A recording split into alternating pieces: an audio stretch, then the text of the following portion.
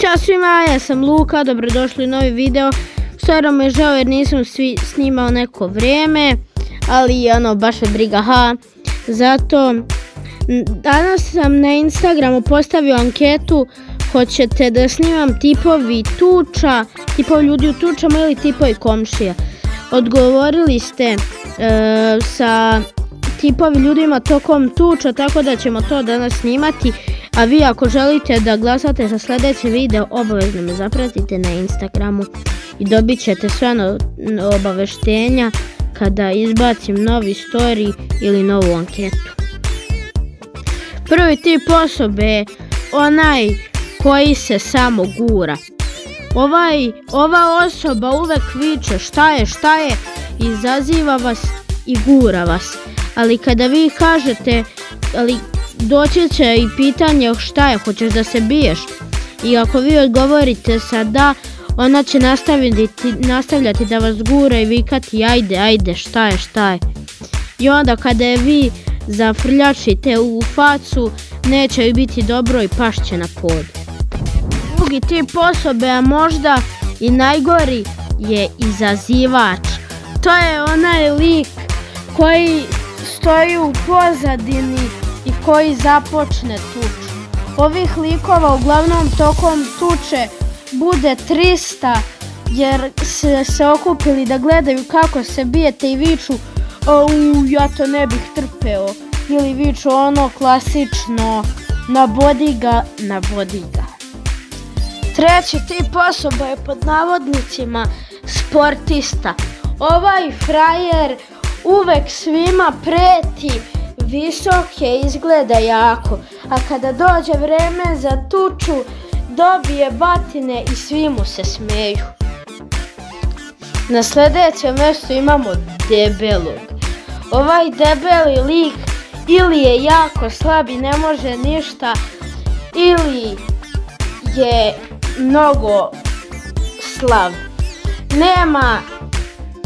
Ovi likovi su uvek slabi i uvek većina od njih preti, ama baš uvek dobiju nogu u facu.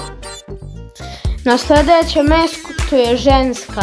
Ona nikada ne želi da se tuče i pokušava sve da reši rečima, ali se uvek završi tako što spuca debelom šamarčinu ili nogu u facu. Na sljedećem mjestu imamo gremlina.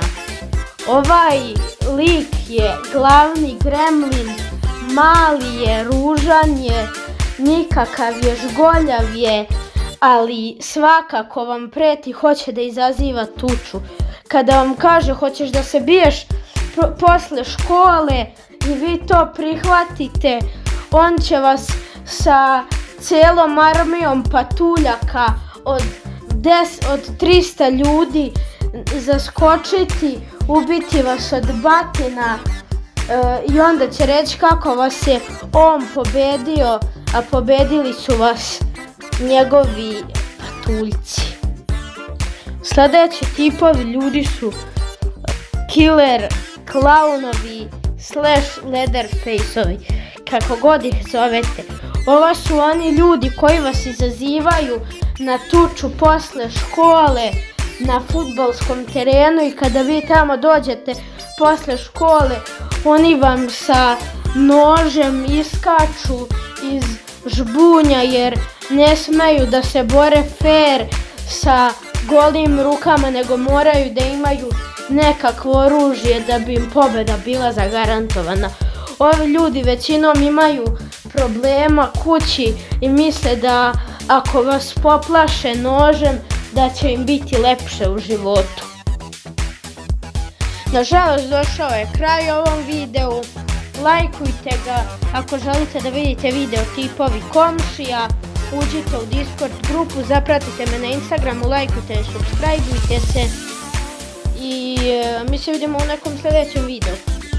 Link iz Instagrama i od Discorda će biti u opisu.